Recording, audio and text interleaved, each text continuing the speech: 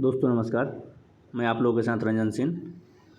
आज हम लोग आधुनिक भारत के इतिहास के अंतर्गत पहला टॉपिक जो कि भारतीय राष्ट्रीय कांग्रेस का है, इसको देखने का हम लोग प्रयास करेंगे। और कोई भी पीसीएस लेवल तक का एग्ज़ाम हो, चाहे रेलवे ग्रुप डी का एग्ज़ाम हो, चाहे पीसीएस लेवल तक का एग्ज़ाम हो, यहाँ से एक ना एक क्वेश्चन आता है। और पता नहीं कितने एग्ज़ाम में कईयों क्वेश्चन इस टॉपिक से आए हैं। तो मैंने आज भारतीय राष्ट्रीय कांग्रेस के संबंध में शुरू से लेकर के अंत तक जितने भी जानकारी हो सकते हैं देने का इस वीडियो में प्रयास करूंगा। और आप इस वीडियो को एक बार अगर देख लेते हैं, एक बार दो बार, तो हमें उम्मीद है कि आप कोई भी एग्ज़ाम में इस टॉपिक से आने वाले क्वेश्चन को नहीं छोड़ पाइएगा। चलिए, तो बिना डिले किए हुए वीडियो का स्टार्ट करते हैं। भारतीय राष्ट्रीय कांग्रेस, इसकी स्थापना की अगर हम बात करें तो ये 1885 ईस्वी में इसकी स्थापना हुई थी। संस्थापक देखा जाए तो A.O. ह्यूम। हालांकि भारतीय राष्ट्रीय कांग्रेस ने 1911 में जब A.O. ह्यूम की मृत्यु हुई तो 1911-12 में ही A.O. ह्यूम को कांग्रेस का जनक माना था। चलिए, स्थापना का बात करें तो 28 दिसंबर 1885 ईस्वी की स्थापना की गई थी। स्थान था ग्वालियर टैंक गोकुलदास तेजपाल संस्कृत विद्यालय, बम्बई में हुआ था इसकी स्थापना। आगे देखते हैं हम लोग, इसका प्रारंभिक नाम क्या था तो भारतीय राष्ट्रीय संघ था।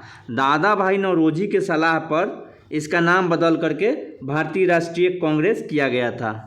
तो दादा भाई नौरोजी को द ओल्ड ग्रैंड मैन बोलते हैं इनको, या मतलब वृद्ध व्यक्ति, वय वृद्ध व्यक्ति भी बोला जाता है भारत के। तो ये दादा भाई नौरोजी, इनके ही सलाह पर भारतीय राष्ट्रीय संघ का नाम बदल करके भारतीय राष्ट्रीय कांग्रेस कर दिया गया था। आगे देखते हैं हम लोग, अगर अध्यक्ष की बात करें तो शुरू के 4 जो अध्यक्ष हैं बहुत ही इम्पोर्टेंट है। पहला है व्योमेश चंद्र बनर्जी, इनको W.C. बनर्जी के नाम से भी जाना जाता है। 1885 ईस्वी में बम्बई में जो हुआ था इसका बैठक, उसका अध्यक्षता किया था W.C. बनर्जी। नेक्स्ट है जो इसके सचिव थे A.O. ह्यूम बनाए गए थे, और इसमें वायसराय उस समय लॉर्ड डफरिन थे। नेक्स्ट आ जाता है कि पहले अधिवेशन जो हुआ था बम्बई में, उसमें सदस्यों की कुल संख्या 72 रही थी। बम्बई से कुल मिलाकर 38 सदस्य आए थे, मद्रास से 21, अवध से 7, बंगाल से 3 और पंजाब से भी 3, कुल मिलाकर 72 सदस्य इसमें पार्टिसिपेट किए हुए थे। नेक्स्ट चलते हैं हम लोग कि स्थापना का कारण क्या पड़ गया, आखिर भारतीयों को ऐसा क्या ज़रूरत पड़ गया जो कांग्रेस की स्थापना, मतलब वो लोग चाहने लगे कि एक कोई संस्था हो जो भारतीयों का प्रतिनिधित्व करे, या भारतीय जो समस्या हैं उसके समाधान हेतु कांग्रेस के सामने रखने के लिए कोई ना कोई अपने पास एक मजबूत पक्ष हो। तो उसमें देखते हैं तो भारतीयों में राष्ट्रवाद का उदय, इसके पीछे कुछ कारण मतलब जो थे उसको देख लेते हैं। पॉइंट बाय पॉइंट मैंने करके लिखा है कि भारत का जो धन था वो बाहर ले जाया जा रहा था। जो विदेशी थे, अंग्रेज थे, वो भारतीय धन को वापस ये अपने देश की तरफ लेके जा रहे थे।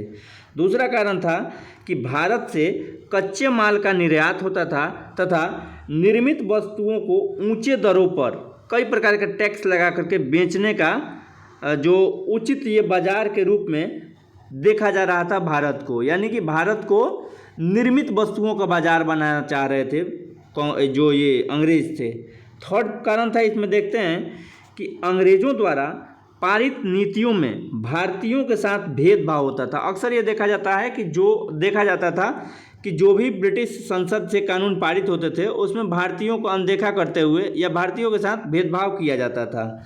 नेक्स्ट आ जाता है कि प्रशासन में भारतीयों की हिस्सेदारी का अभाव दिखाई देता था। पूर्व में जो ये 1857 का जो विद्रोह हुआ था उसके पहले जो भारतीय सेना और अंग्रेजी सेना के बीच में 5:1 का रेशियो था, जो कि 5:1 था। लेकिन जो 1857 का विद्रोह हुआ उसके बाद से ये 2:1 हो गया। ठीक है, तो यहाँ पर भी भेदभाव देखा गया। या फिर देखा जाए तो आगे चलिए देखते हैं इसको। प्रारंभ के 4 जो अधिवेशन हुए थे उसको हम लोग देख लेते हैं। पहले अधिवेशन में कुल 72 लोगों ने भाग लिया था, 1885 में हुआ था। बम्बई में हुआ था, WC बनर्जी इसके अध्यक्ष थे। दूसरा जो था उसमें 434 लोगों ने पार्टिसिपेट किया हुआ था। 1886 में हुआ था, कोलकाता अधिवेशन में था और इसकी अध्यक्षता दादा भाई नौरोजी ने किया था। ये प्रथम पारसी व्यक्ति थे जिन्होंने अध्यक्षता किया था। क्वेश्चन पूछा जाता है, कई बार क्वेश्चन ये पूछा गया है कि प्रथम पारसी कांग्रेस के अध्यक्ष कौन थे, तो ये दादा भाई नौरोजी थे। नेक्स्ट देखते हैं, थर्ड जो कांग्रेस का अधिवेशन हुआ था 1887 में, इसमें 600 लोगों ने पार्टिसिपेट किया था। मद्रास में ये हुआ था और ये क्या हुआ था, इसकी अध्यक्षता बदरुद्दीन तैयब जी ने किया था, जो कि एक प्रथम मुसलमान अध्यक्ष थे। अगर पूछा जाए कि प्रथम मुस्लिम अध्यक्ष कौन थे कांग्रेस के, तो बदरुद्दीन तैयब जी थे। नेक्स्ट आ जाता है कि जैसे जैसे कांग्रेस का अधिवेशन आगे बढ़ते जा रहा था, वैसे वैसे जो पीपल थे, जो भी सदस्य थे इसमें बढ़ते जा रहे थे, पार्टिसिपेट करने वाले लोगों के। 1285 हो गया था फोर्थ में, 1888 में। इसमें इलाहाबाद में अधिवेशन हुआ था। जॉर्ज यूल, ये गैर भारतीय थे, प्रथम गैर भारतीय या अंग्रेज भी बोल सकते हैं हम कि ये प्रथम अंग्रेज थे जिन्होंने कांग्रेस की अध्यक्षता की थी। कुल मिलाकर 4 अंग्रेज हुए जिन्होंने भारतीय राष्ट्रीय कांग्रेस की अध्यक्षता की थी। ठीक है, आगे चलते हैं हम लोग। नोट, कांग्रेस का प्रथम अधिवेशन पुणे में होना था। देखिए, ये 1885 का जो अधिवेशन हुआ था ना, वो पुणे में होना था, लेकिन पुणे में प्लेग फैलने के कारण इसे मुंबई में आयोजित करना पड़ा था। ठीक है, अगला है कि कांग्रेस अधिवेशन, इसको देखते हैं। पूर्वोत्तर में कांग्रेस का एकमात्र अधिवेशन गुवाहाटी में हुआ था। ठीक है, दूसरा अगर पॉइंट पर देखें इसमें, तो कुल 10 अधिवेशन, सर्वाधिक बार कोलकाता में अधिवेशन हुए थे, कुल मिलाकर 10 बार। ठीक है, कांग्रेस में कुल 55 अधिवेशन हुए थे, जिसमें से 10 बार अकेले कोलकाता में हुआ था। नेक्स्ट है कि वर्तमान भारत के बाहर कांग्रेस का 2 अधिवेशन हुआ था, लाहौर और कराची। ठीक है, 1929 में लाहौर में हुआ था और कराची में 1931 में हुआ था। आगे देख लेते हैं, कांग्रेस का अधिवेशन जो एकमात्र केंद्र शासित प्रदेश में हुआ था वह कौन सा है, तो दिल्ली में हुआ था। ठीक है, आगे चलते हैं हम लोग। आगे अब देखते हैं कांग्रेस का जो प्रमुख अधिवेशन हुए हैं कांग्रेस के, उनको देख लेते हैं और इसमें विशेष कुछ तथ्य भी दिए गए हैं। तो देखिए, क्रम दिया हुआ है, वर्ष दिया हुआ है, यानी कि किस वर्ष में कहाँ हुआ था। दूसरा स्थान दिया है। नेक्स्ट उसमें अध्यक्ष का नाम दिया है और संबंधित जो विशेष तथ्य कुछ हैं निकल के जो सामने आए हैं और जो एग्ज़ाम के पॉइंट ऑफ व्यू से बहुत ही इम्पोर्टेंट है, यहाँ से कई बार क्वेश्चन पूछे गए हैं। चलिए विदाउट डिले इसको भी देखने का प्रयास करते हैं। पहला है 1885। 1885 में क्या हुआ था, मुंबई में हुआ था। WC बनर्जी ने अध्यक्षता किया था, 72 प्रतिनिधियों ने इसमें भाग लिया था। 1886, ये सब हम लोग 4 देख चुके हैं, लेकिन इसको तेज़ी से एक बार रिकॉल कर लेते हैं। 1886 कोलकाता में हुआ था, दादा भाई नौरोजी ने अध्यक्षता किया था, प्रथम पारसी अध्यक्ष थे। 1887 की बात करें, मद्रास में हुआ था, बदरुद्दीन तैयब जी ने इसकी अध्यक्षता की थी और प्रथम मुसलमान ये अध्यक्ष थे। नेक्स्ट 1888 में देखा जाए तो इलाहाबाद में अध्यक्षता किया था किसने, जॉर्ज यूल ने किया था, ये प्रथम अंग्रेज थे। उसके बाद में अगर देखा जाए तो 1896 का कोलकाता अधिवेशन, इसमें रहमतुल्लाह सयानी ने इसकी अध्यक्षता किया था। रहीमतुल्लाह सयानी ने किया था इसकी अध्यक्षता और पहली बार इसमें एक गाना गया था,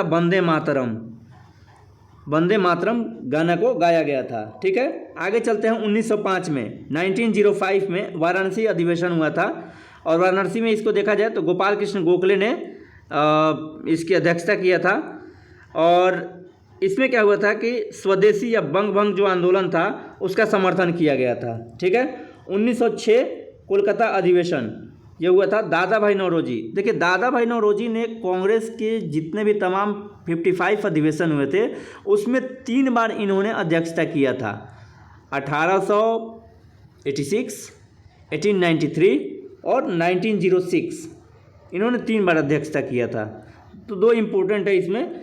1906 का जो कोलकाता अधिवेशन था दादा भाई नौरोजी की अध्यक्षता में हुआ था और सर्वप्रथम इसमें स्वराज शब्द का प्रयोग किया गया था। स्वराज का मांग किया गया था। हालांकि स्वराज शब्द का सर्वप्रथम अगर पूछा जाए कि प्रयोग भारत में किसने किया था तो इसमें दयानंद सरस्वती का नाम आता है। ठीक है, दयानंद सरस्वती ने सर्वप्रथम स्वराज शब्द का प्रयोग किया था। आगे चलते हैं। 1907 का सूरत अधिवेशन बहुत ही इम्पोर्टेंट ये अधिवेशन है।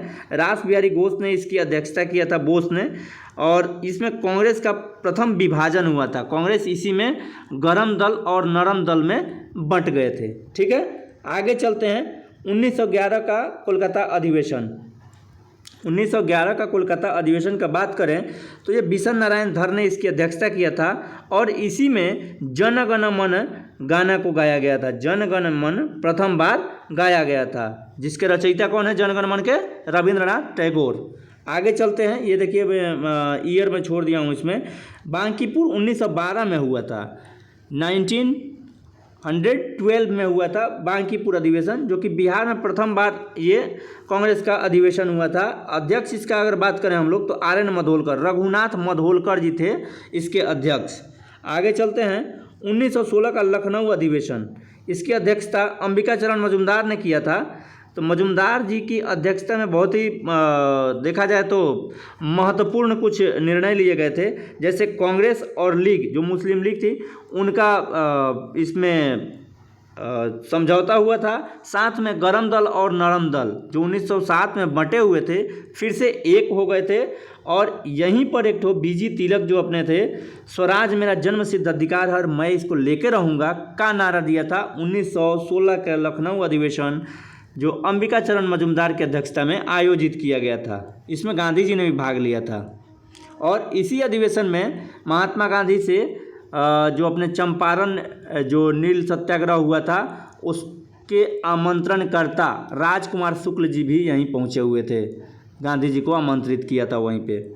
आगे चलते हैं। 1917 का कोलकाता अधिवेशन, इसके अध्यक्ष जो है एनी बेसेंट जी हैं, जो कि ये आयरिश महिला थी। ठीक है, और ये प्रथम महिला अध्यक्ष, अगर भारतीय इतिहास में देखा जाए तो पहली महिला अध्यक्ष थी जिन्होंने कांग्रेस को संबोधित किया था, अध्यक्षता किया था, सॉरी। आगे चलते हैं। 1920 में देखिए 2 अधिवेशन हुए हैं। एक विशेष हुआ था, विशेष अधिवेशन स्पेशल जो समिट बुलाया गया था वो कोलकाता में बुलाया गया था 1920 में।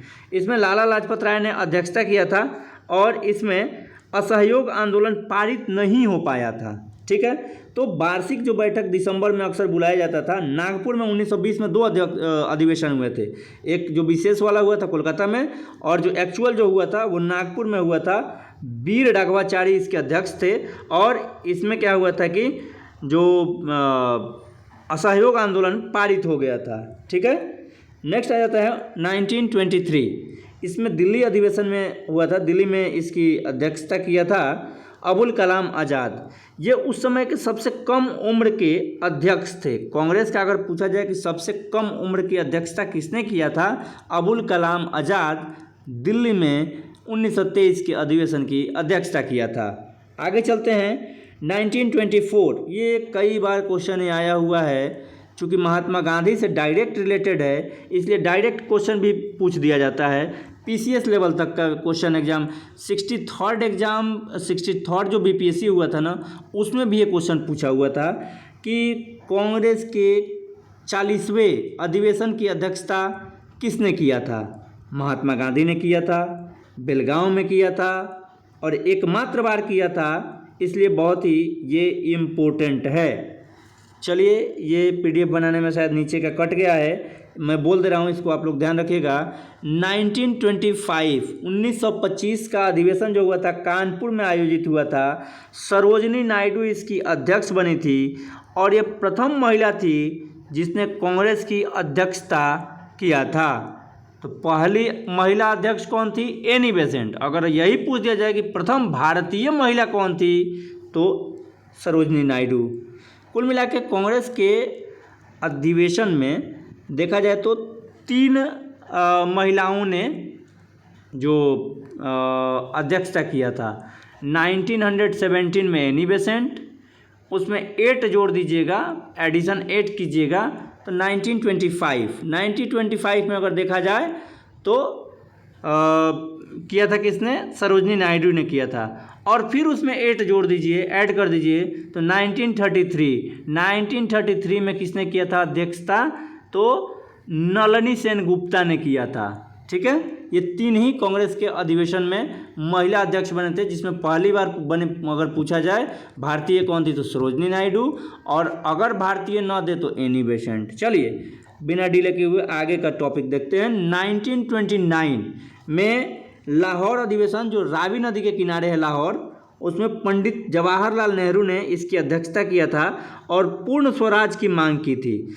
26 जनवरी 1930 को ये डिसाइड किया गया कि हम लोग प्रत्येक वर्ष स्वाधीनता दिवस के रूप में मनाएंगे, 26 जनवरी 1930 को। आगे देखते हैं 1931 का कराची अधिवेशन, इसमें जो अपने थे सरदार वल्लभ भाई पटेल इसके अध्यक्ष थे, और इसी में मौलिक अधिकार जो फंडामेंटल जो राइट्स थे वो प्रस्ताव को पारित किया गया था। और इसी अधिवेशन में एक और बहुत ही बेहतरीन नारा गांधी जी ने दिया था कि गांधी मर सकता है परंतु गांधीवाद नहीं मर सकता। ठीक है, नेक्स्ट देखते हैं 1937 का फैजपुर अधिवेशन। यह फैजपुर अधिवेशन का पंडित JL नेहरू यानी जवाहरलाल नेहरू ने इसकी अध्यक्षता किया था, और प्रथम गांव में आयोजित होने वाला ये अधिवेशन था। ठीक है, 1938 में हरिपुरा सुभाष चंद्र बोस इसके अध्यक्ष हुए थे, और यहाँ पर बहुत ही इम्पोर्टेंट एक तो राष्ट्रीय नियोजन समिति, जो हम लोग प्लानिंग कमीशन पढ़ते हैं ना, उसका अगर पूछा जाए कि शुरुआत कहाँ से हुआ था तो 1938 के हरिपुरा अधिवेशन सुभाष चंद्र बोस के अध्यक्षता में हुआ था।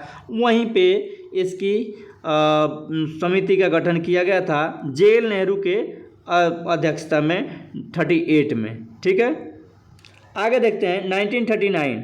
ये बहुत ही मज़ेदार एक तो यहाँ पर फैक्ट है। 1939 त्रिपुरी अधिवेशन, त्रिपुरी एक जबलपुर के पास में पड़ता है जगह, त्रिपुरी अधिवेशन मध्य प्रदेश में है। सुभाष चंद्र बोस पुनः इसमें अध्यक्ष चुने गए, लेकिन यहाँ पर हुआ क्या था कि गांधी जी ने पट्टाभी सीतारमैया को अपना कैंडिडेट घोषित किया था, लेकिन जब वो चुनाव हुआ तो सुभाष चंद्र बोस जीत गए। चूँकि सुभाष चंद्र बोस गांधी जी का बहुत सम्मान करते थे, इसलिए उन्होंने अपना जो अध्यक्ष का पद था उसको त्याग दिया, और त्याग करने के बाद में डॉक्टर राजेंद्र प्रसाद को इस पूरे विवादित प्रकरण में अध्यक्ष बनना पड़ा था, और उन्होंने इसकी अध्यक्षता किया था। ठीक है, आगे देखते हैं 1940 से 1945।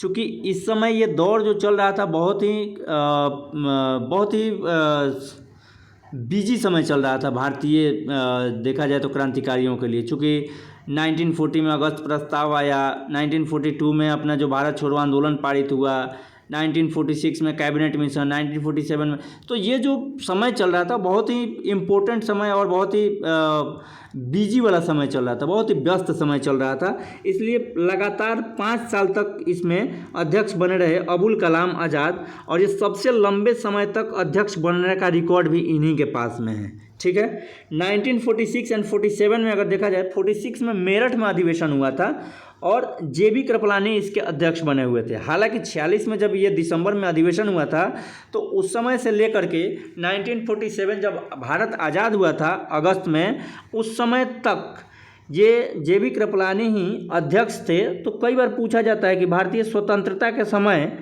अध्यक्ष कौन थे कांग्रेस के, तो JB कृपलानी ही थे। बाद में उन्होंने इस्तीफा दे दिया था, जब भारत आज़ाद हो गया तो उन्होंने त्याग पत्र दे दिया। तो त्याग पत्र के बाद पुनः डॉक्टर राजेंद्र प्रसाद को इसका अध्यक्ष बनाया गया था। तो जब जब कांग्रेस में विपत्ति आई, अध्यक्षता गया, किसी ने त्याग दिया, वहाँ डॉक्टर राजेंद्र प्रसाद को अध्यक्ष बना दिया गया था। 1948 में 55वां अधिवेशन, जो कि 55th अधिवेशन था, लास्ट वाला जयपुर अधिवेशन, और जो गांधी जी के जो प्रस्तावित उम्मीदवार थे 1939 में, वहाँ पर इनको लास्ट में पट्टाभी सीतारमैया को अध्यक्ष बनाया गया था। तो हम लोग कांग्रेस के अधिवेशन को भी देख लिए, बहुत ही जो इम्पोर्टेंट थे मैंने उनको आपको बता दिया है, और शायद इससे बाहर नहीं जाता है क्वेश्चन, मैंने कई बार देखा भी है कई पेपर में, इससे बाहर नहीं जाता है। चलिए कांग्रेस के बारे में, जो कांग्रेस के विषय में कुछ लोगों का जो धारणा था कि कौन क्या सोचता था या कांग्रेस के बारे में क्या कौन बोलता था, उसको देख लेते हैं एक बार, हम लोग प्रयास करते हैं देखने का। तो लॉर्ड डफरिन जो कि वायसराय था, उसने बोला था कि कांग्रेस जो है सूक्ष्म अल्पसंख्यकों का प्रतिनिधित्व करने वाली संस्था है। मतलब कहने का ये मतलब था कि कांग्रेस जो है वो जितने लोगों ने इसमें पार्टिसिपेट किया है बस उन्हीं का प्रतिनिधित्व करती है, इससे ज़्यादा ये नहीं करती है। आगे देखते हैं कर्जन, ये बहुत ही भारत के लिए बेकार साबित हुआ था वायसराय। तो कर्जन ने बोला था कि कांग्रेस अपने पतन की ओर लड़खड़ाते हुए जा रही है और मेरी दिली इच्छा है कि मैं इसको मरते हुए देखूं। ये कर्जन ने बोला था कांग्रेस के बारे में।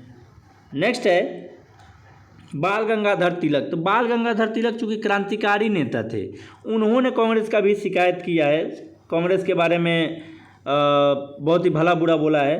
जो पहली बार उन्होंने बोला था कि भीख मांगने वाली संस्था है, चूँकि जो नरम दल के लोग थे वो अनुनय विनय में अपना विश्वास करते थे, वो किसी भी चीज़ के लिए आंदोलन या क्रांति नहीं करते थे। वे अपना जो पत्र था, याचिका पत्र और ऐसे मांग करते थे, और अगर मांग पूरा नहीं हुआ तो वो आंदोलन वगैरह के चक्कर में नहीं रहते थे। मांग नहीं पूरा हुआ, ठीक है आगे देख लेंगे। तो और ये जो थे बाल गंगाधर तिलक वगैरह, बाल गंगाधर तिलक हो गए, बिपिन चंद्र पाल हो गए, लाला लाजपत राय हो गए, या फिर अगर और भी देखा जाए अपन बरिंदर घोष हो गए, ये सब जो लोग थे ये क्रांति में विश्वास करते थे, आंदोलन में विश्वास करते थे। अगर तुम नहीं दोगे तो हम ज़बरदस्ती लेंगे तुमसे, ठीक है। तो भीख मांगने वाली संस्था इन्होंने कहा था। और दूसरा बोला है कि अगर साल में एक बार मेंढक के जैसे टरटराओगे तो कुछ नहीं मिलेगा, ठीक है। मेंढक के जैसे एक बार टरटराओगे कुछ नहीं मिलेगा। आगे चलते हम लोग देखते हैं। लाला लाजपत राय ने बोला था कि कांग्रेस लॉर्ड डफरिन के मन की उपज है। अगला देखते हैं। अश्विनी कुमार दत्ता ने कहा था कि कांग्रेस का सम्मेलन 3 दिन का तमाशा है, ठीक है। आगे देखते हैं। बिपिन चंद्र पाल ने क्या बोला था कि कांग्रेस याचना करने वाली संस्था है। देखा जाए इस टॉपिक का लास्ट एक ठो है पॉइंट कि महात्मा गांधी ने आज़ादी के बाद कांग्रेस को समाप्त करने की सिफारिश किया था, घोषणा किया था, लेकिन चूँकि कांग्रेस का वर्चस्व इतना बढ़ गया था कि इसके जो नेता थे वो उसको समाप्त करना उचित नहीं समझे, और आज तक ये जो कांग्रेस है कंटिन्यू जो भी हो, कुछ उतार कुछ चढ़ाव के साथ अनवरत कांग्रेस जारी है। चलिए, वीडियो कैसा लगा आप लोगों को? अगर वीडियो अच्छा लगा होगा लाइक शेयर और सब्सक्राइब कीजिएगा। Thank you for watching this video.